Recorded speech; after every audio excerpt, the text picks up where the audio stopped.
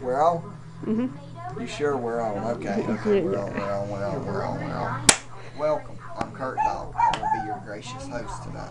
We will go through quite a few things. I will tell you, the story about how the world was created. Well, I'm not really sure how the world was created, so therefore I cannot go into great detail about how the world was created.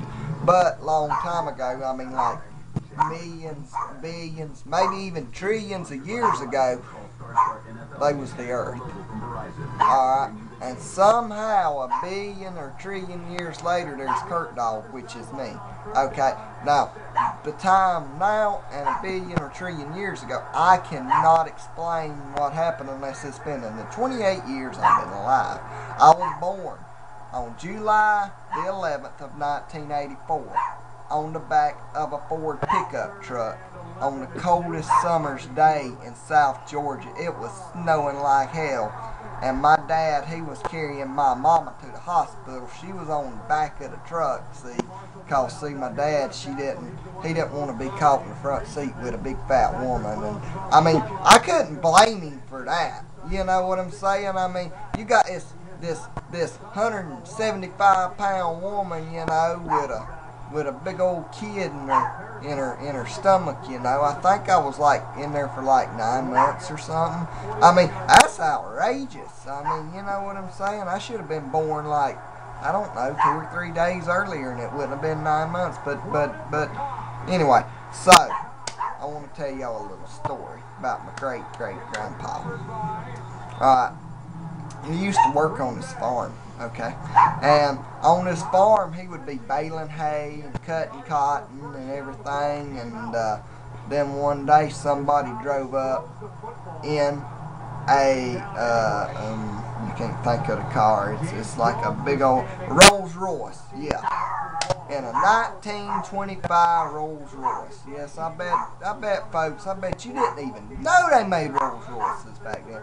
But anyway, Grandpa, he's sitting there working on the farm, got the Rolls Royce and started driving it around and wrecked it into the biggest cotton picker they had. Well, poor old Grandpa, he wrecked the Rolls Royce, tore up the cotton picker, and well, it was a sad time. And they told Grandpa that he had to pay for it. Grandpa said, well, I ain't got no money. They said, well, we'll take it out your paycheck. He said, hell, y'all treat me like a slave. Y'all only pay me 50 cents a day. And I have to buy food and room and board with that, and y'all charge me $2 a day. So poor old Grandpa, 50 cents a day he was making, he didn't even make no more. And, oh, Lord, then Grandpa got sent off to prison. Well, when he got to prison, he escaped. Okay, then he went out west, struck gold, or so he thought. The gold was actually the septic tank from the town nearby. So instead of Grandpa digging in gold, he's actually digging in crap that somebody spray painted yellow with a spray can. Yeah, Grandpa, he died of disease. He caught viruses and stuff from doing that. And that was the story of my grandpa. Bless his heart. Okay, that was Grandpa. Okay, well, I guess that's kind of, just a brief history of maybe my history and my family's history. I could tell you about Grandma, but I don't know if you folks want to hear what Grandma got into. She was a stripper at the age of 15. They didn't even have stripper clubs back in them days, but she was in one. I don't know how. And I could tell you about the founding of Wendy's and McDonald's and Burger King and how they would all get together and they would fight until the bitter end, but that's another story for another day.